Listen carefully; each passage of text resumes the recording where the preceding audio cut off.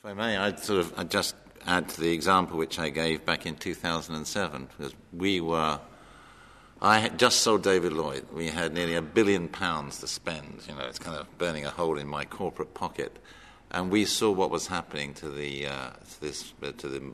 credit markets, coming from the States, and I put the organisation in reverse, and that was a major change due to some input of outside data. And at that time, and it became increasingly obvious that we could have got the call right, but what we didn't know was how bad it was going to be, because people were talking about a 1929 crash all over again, and it was like catching a falling sword. How bad was that going to be?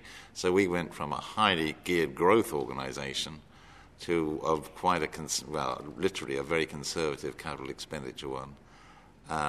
Within months. That was, for us, one of the biggest challenges I had, stopping this kind of train going at whatever it was, 100, 200 miles an hour, into one that was just chugging along and making sure it knew where it was going.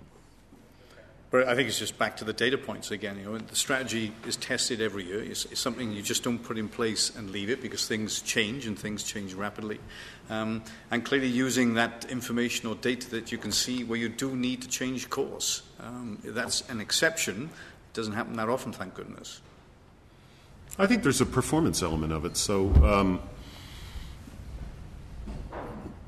you create a contract with people that work for you about what's expected based on the resources that they get and what they're supposed to deliver with those resources. And I think, different kinds of triggers, but one trigger is if those resources aren't delivering what it was that you contracted to deliver over a few years, then sometimes you have to enter into a very different kind of decision-making mode to get people to understand, what you really want.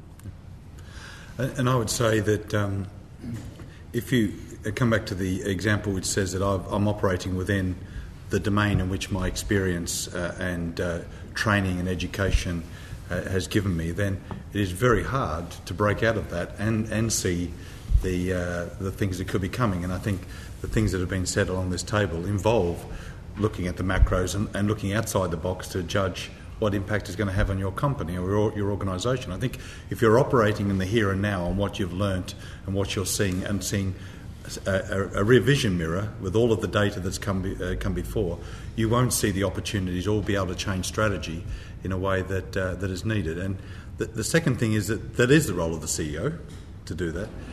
But the way that the performance system and the way that the management team works in developing that is key. But in my view, the starting point for it is to actually be able to see information and see data which is outside the domain to influence the decisions for the CEO to be able to then drive the strategy.